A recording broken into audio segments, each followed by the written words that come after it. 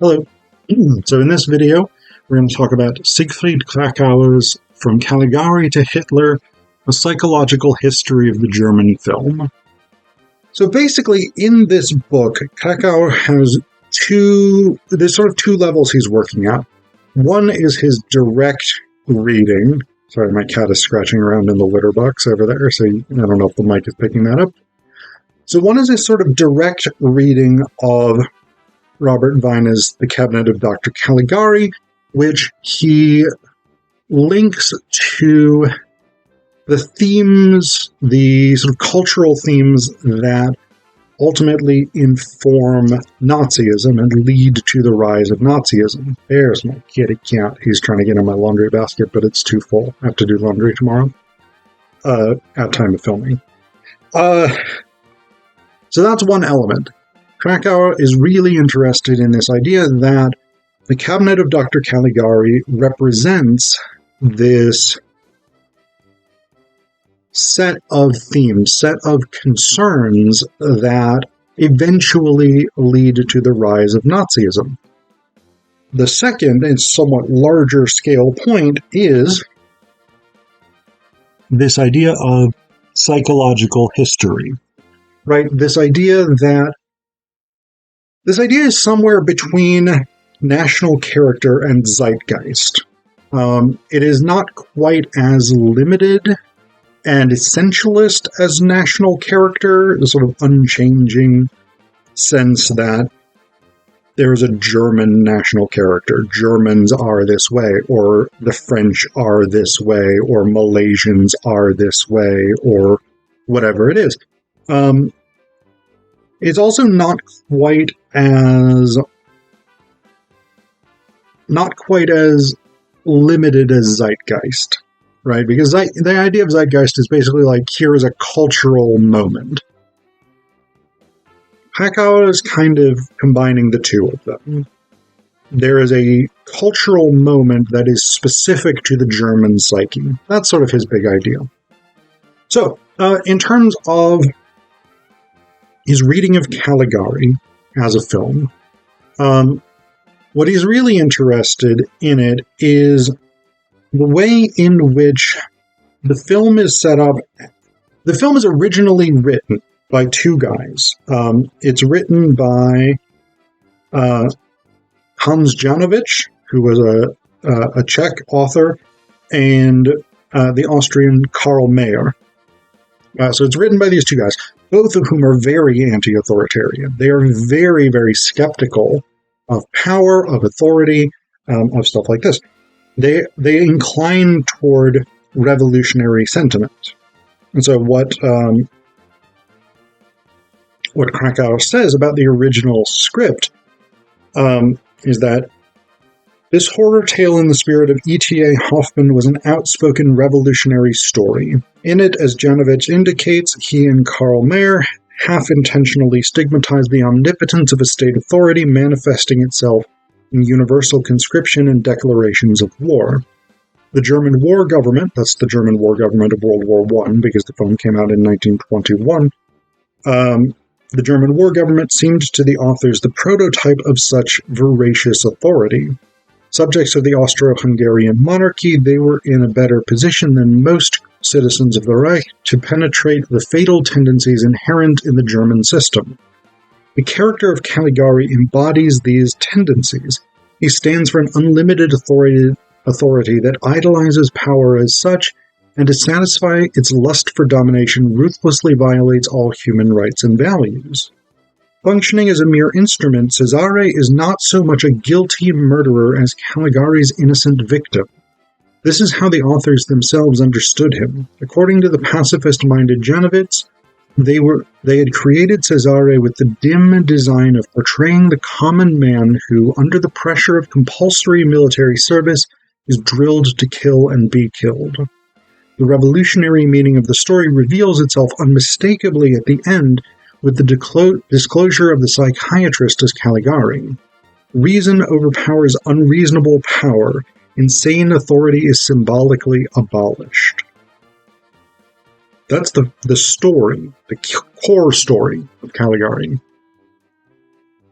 but it's not the frame story of Caligari. And this is one of the points that Kracauer makes that's really interesting as a read of the film. The film itself, he argues, is not a revolutionary film, even though the script that Janovich and Mayer wrote is a revolutionary script. What he says instead is,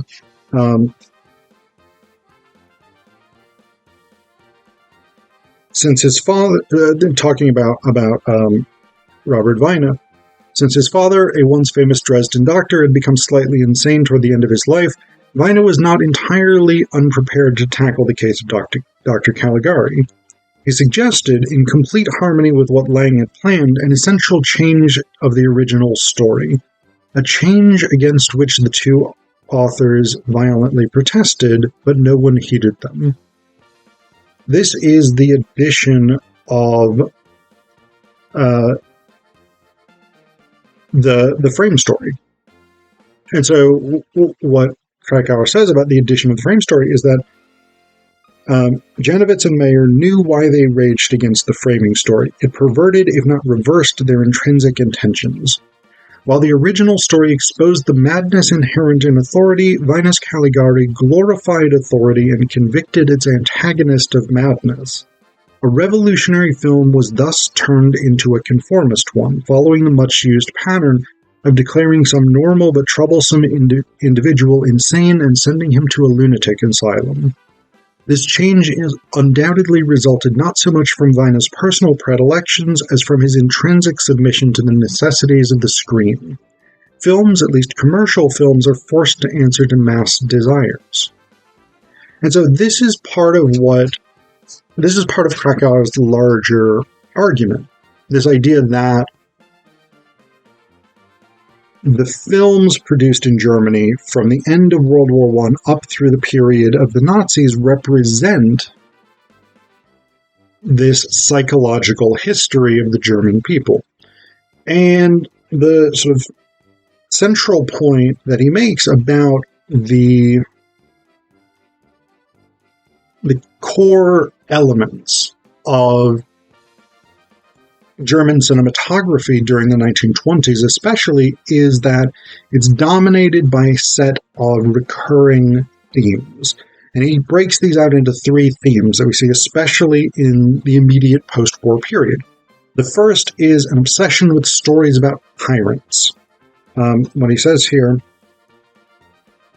is that the insistence with which, during those years, pictorial imagination reverted to this subject indicates that the problem of absolute authority was an intrinsic concern of the collective mind. Story after story after story about people with absolute power, with whether these were sort of historical pictures about historical tyrants, whether these were films like Caligari itself, where you have a central authority figure, somebody who is able to bend others to their will, things like this, whatever it is. The second thematic concern he identifies is a fascination with the idea of destiny, the idea that things are fated to happen. And that makes a lot of sense. So Germany has traditionally, up until very, very recently, really up until the past few decades, I would say, Germany has tended to have fairly autocratic leaders. It has been a country dominated by monarchies until much more recently, until very, very recently, especially compared to countries like France, like Britain. I mean, Britain still obviously has a monarchy, but the monarchy really declined in authority throughout the 20th century. Germany, sorry, my cat's automatic litter thing is now going. Germany does not have the tradition that countries like France, Germany, the United States, Canada, Australia, places like this have of being pro-democracy, being pro-individual rights, being anti-authoritarian, etc., etc. And so the fascination with tyrants is easy to contextualize in that sense across a long sort of swath of German history. The fascination with destiny makes a lot of sense in the immediate post-World War I period, because when you have lost a very traumatic war, there is some comfort in sort of being able to say to yourself, we lost because we were destined to lose. It was fate. There was nothing that we could have done. We did not fail. The gods were against us. The fates cut our thread of life, whatever it is. There is something, I think, very psychologically comforting about being able to sort of distance yourself from that experience of, we have failed to win this war. We have lost. And to be able to say, this was our fate. There was no way we could have avoided this. And so this idea of destiny becomes central to a number of films during this post-war period. Often these are... Oh, my cat's getting up here. And he's like stepping on the thing that I have my computer on. So it's going to shake for a little bit. I apologize. Often these are like fantasy stories, right? Where characters are like engaging in attempts to achieve particular outcomes, and those are sort of thwarted by destiny, by forces beyond their control. And the other element is what Kracauer calls mute chaos. And he basically says, the third group of films emanating from Caligari emphasizes the surge of disorderly lusts and impulses in a chaotic world. They may be called instinct films in contrast to the tyrant films. So basically, the idea is that these are films in which usually middle-class protagonists are like giving into their lust, their greed, their whatever it is, their negative impulses, right? And often this is detrimental to them. They experience negative outcomes. So Kracauer traces these three thematics: the fascination with tyrants, the concern with destiny, and the fascination with instinct, or the sort of chaotic nature of instinctual behavior. He traces all of these to Caligari, not in the sense that Caligari sort of launched them and nobody was thinking along those lines before Caligari, but in the sense that Caligari represents a sort of prototype that merges all three of these major thematics in such a way that, Frank, you don't walk on my computer. Get out of here. Yeah. This is instinct. This is the instinct film right here. No. But this idea that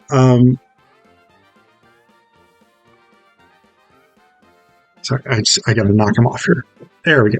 All right. Sorry. So this idea that Caligari sort of reflects a blending of these three thematics, that's the sort of smaller, more focused cinema history, film history argument that Kracauer makes. The larger argument, again, about psychological history is, again, essentially this blending of national character and zeitgeist.